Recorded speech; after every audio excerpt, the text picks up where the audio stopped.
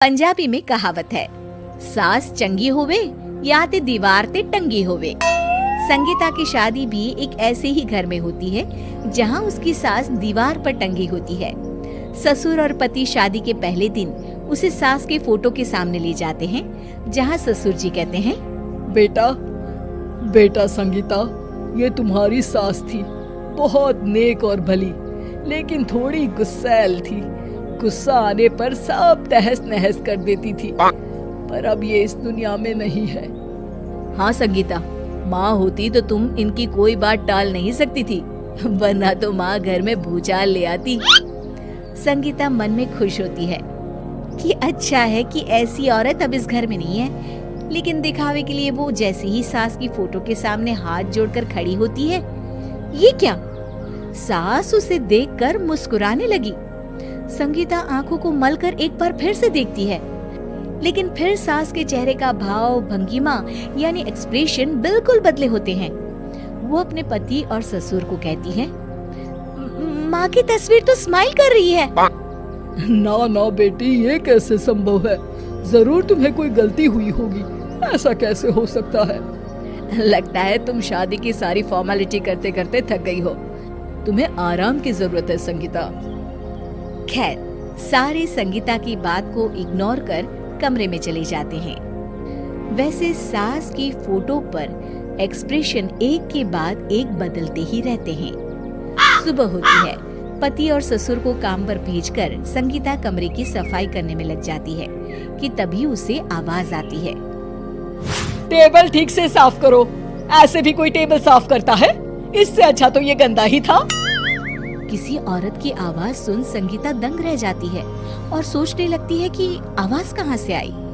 आवाज को नजरअंदाज कर वो फिर से अपना काम करना शुरू करती है, लेकिन इस बार तो आवाज बिल्कुल उसके कान के पास से आती है। मेरा घर है ये, जब तक मैं थी चमका कर रखती थी, हर एक चीज शीशे की तरह थी। तुम्हें तो ना सफाई आती है ना कुछ पता है। क्यों तुम्हें मेरे घर की जिम्मेदारी दे दी गई है? पता नहीं तुम में मेरे बेटे को क्या दिखाई दिया। मैं होती तो एक से बढ़कर एक लड़कियों की लाइन लगा देती।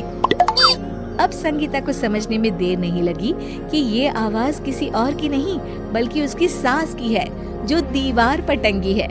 वो उसके पास जाती है और कहती है, नमस्ते सासू माँ, मुझे तो कल ही लग रहा था कि दीवार में कुछ काला है। वो दीवार नहीं, दाल होती है पगली। सही पकड़े हैं सासू माँ। तो क्या हो गया आपको जो आप यहाँ भी चैन से नहीं बैठी हैं? सुना मैंने आपका व्यवहार काफी गुस्से वाला था। चुप रह तू, ज्यादा बकर बकर ना कर। घर का काम करना तो आता नहीं, आई है मुझसे बहस करने। हाँ देखिए सासू माँ, मैं आपसे साफ साफ कह देती हूँ, मुझसे पंगा लेने की कोशिश मत करिएगा। तभी पीछे से संगीता का पति आता है। अरे संगीता, किससे बात कर रही हो? कौन है वहाँ? संगीता की सास की फोटो फिर से पहले जैसी हो जाती है। आपकी माँ से कह रही थी कि मुझे काम करना आता। अरे संगीता, माना सास के ताने हर बहू को अच्छे लगते हैं, लेकिन यहाँ तो माँ है ही नहीं, तुम तो फोटो से ही। तुम भी लाजवाब हो संगीता। किसी को विश्वास नहीं होता कि संगीता अपनी मरी हुई सास की फोटो से बात करती है। वहीं आए दिन संगीता की सास संगीता को किसी न किसी बात पर आते जाते ताने देती। संगीता को भी अब सास के तानों और उनसे बात करने की आदत हो गई। वो कभी खानदान की कहानी तो कभी तीज त्योहार कैसे मनाए या किसी व्यंजन की रेसिपी सास से ही पूछती। सारा दिन घर में अकेली संगीता की सास अब उसके लिए तानों के साथ पक्की साथी की तरह भी रहने लगी थी, जो किसी और को नहीं बल्कि संगीता को ही सुनाई देती। तो देखा आपने, सास बहू का रिश्ता हर रिश्ते से ऊपर होता है, फिर चाहे वो खट्टा हो या मीठा।